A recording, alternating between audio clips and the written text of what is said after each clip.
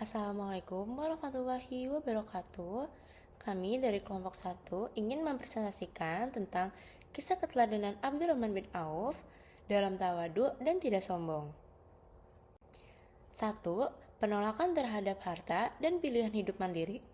Abdurrahman bin Auf meskipun berasal dari keluarga kaya Quraisy dan menjadi salah satu saudagar terkaya di Mekah, tidak pernah membiarkan kekayaan menguasai hatinya.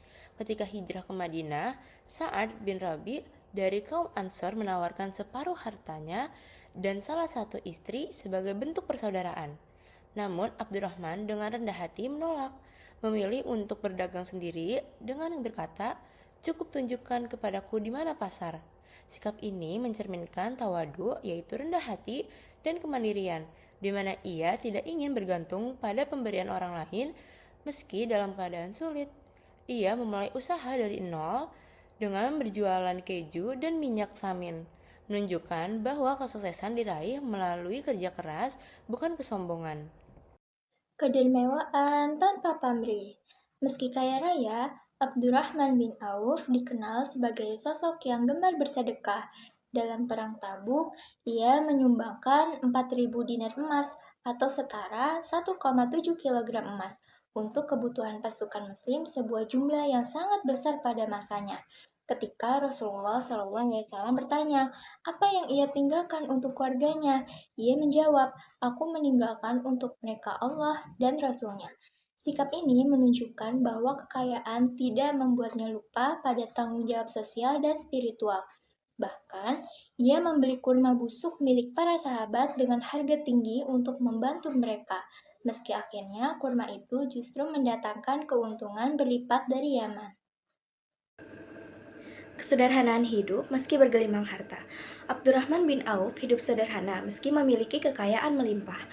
Ia tidak pernah memamerkan hartanya atau menggunakan kekayaan untuk sombong.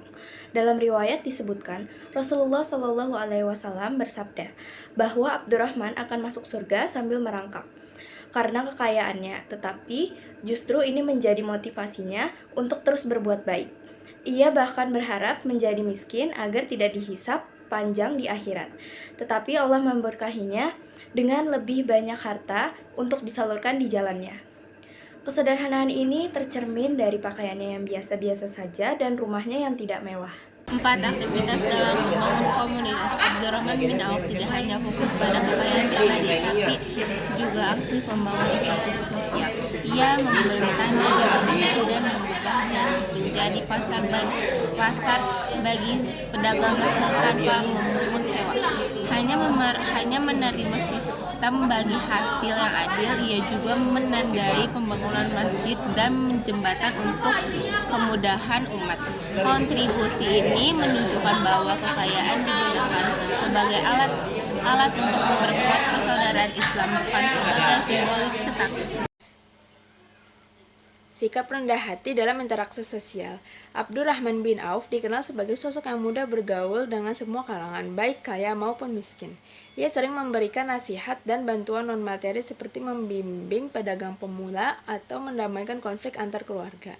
Ketika ditunjuk sebagai imam sholat, sementara Rasulullah terlambat, ia melakukannya dengan penuh kerendahan hati tanpa merasa lebih utama dari sahabat lain.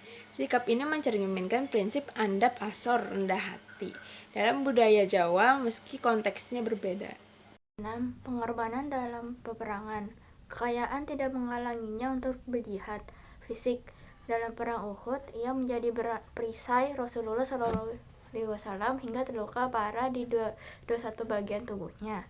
Ia juga memimpin pasukan ke Daumatul Jandal untuk berdakwah, menunjukkan bahwa kekuasaan dan harta tidak membuatnya enggan berkorban nyawa.